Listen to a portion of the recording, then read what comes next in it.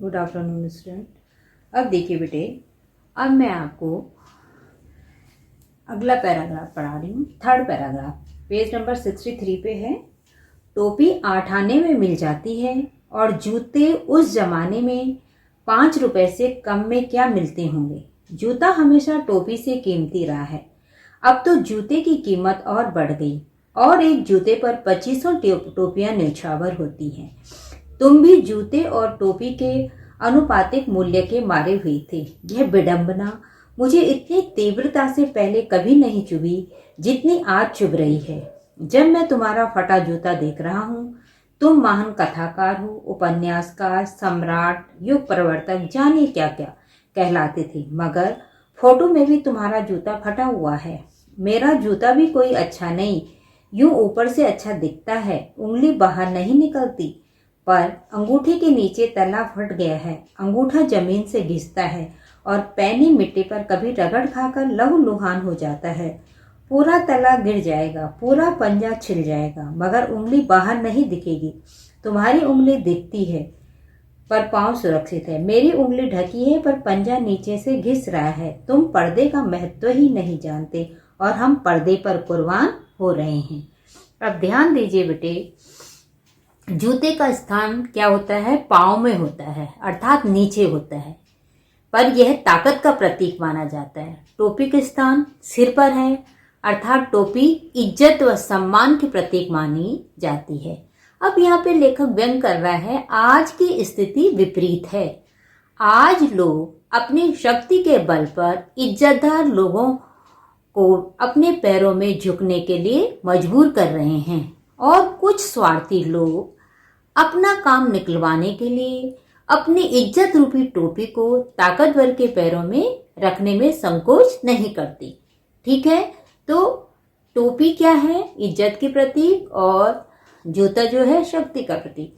दूसरा है कि तुम पर्दे के महत्व को नहीं जानते। मेन लाइन है बेटे, अंडरलाइन करो। तुम पर्दे के महत्व को नहीं जानते, हम पर्दे पर कुर्बान हो रहे हैं। अब क्या है पर्दे का मतलब? क्या है? छुपाना। लोगों की प्रवृत्ति होती है कि बुराइयों को छिपाने की, परंतु प्रेमचंद इन बुराइयों को छिपाने का प्रयास नहीं करते, बल्कि उसे उजागर करते हैं। वे भीतर और बाहर एक समान थे। जो उनकी कमी थी, अगर उनका जूता उंगली अंगूठा दिख रहा था परंतु उनकी उंगली सुरक्षित थी। इसके विपरीत जो लेखक हैं वो भी, उनकी स्थिति भी कोई अच्छी नहीं है। वो कह रहे मेरा भी जूता फटा हुआ है, ठीक है, पर मेरी उंगली बाहर नहीं दिखती क्योंकि मैं दुनिया को अपनी कमजोरी नहीं दिखाना चाहता और तुमने लोगों के सामने अपनी कमजोरी दिखा दी। तो इसमें प्रेमचंद के व्यक्तित्व का क्या पता चलता है कि वह भीतर और बाहर दोनों एक समान थे। आज समाज के लोग पर्दे की आड़ में अनेकों अनैतिक कार्य करते रहते हैं। अब लेखक ने अपनी तुलना किससे की है? किससे कर रहे हैं? प्रेमचंद से। ऐसा नहीं कि मेरा जूता भी फटा हुआ है, परंतु वो लोगों को दिखाई नहीं देता। ठीक है, वो लोगों को दिखाई नहीं देता। तो एक तो बेटे ये वाला बहुत महत्वपूर्ण है, ये वाला गद्यांश बहुत ज्यादा, कि तुम पर्दे के महत्व को नहीं जानते या टोपी 8 आने में आ जाती थी। तो इस तरह से आपने अपने चैप्टर तैयार करने, छोटे छोटे भागों में, इसलिए मैं पढ़ा रही हूँ कि आपको वो क्लियर हो जाए। एक साथ पूरा चैप्टर करा दूंगी तो कुछ भी नहीं आएगा।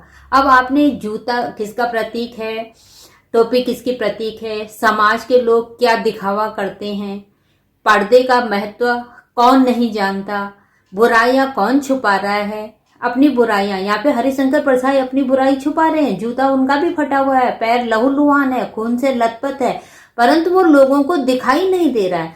और प्रेमचंद का जूता, उनका पांव, उंगली बाहर निकली हुई, वो सबको दिखाई दे रहा है। इसका मतलब है प्रेमचंद जैसे थे वैसे ही दिखाई पड़ते थे। किसी के सामने भी वो बनावटी जीवन नहीं जीना चाहते थे। थैंक यू बच्चे।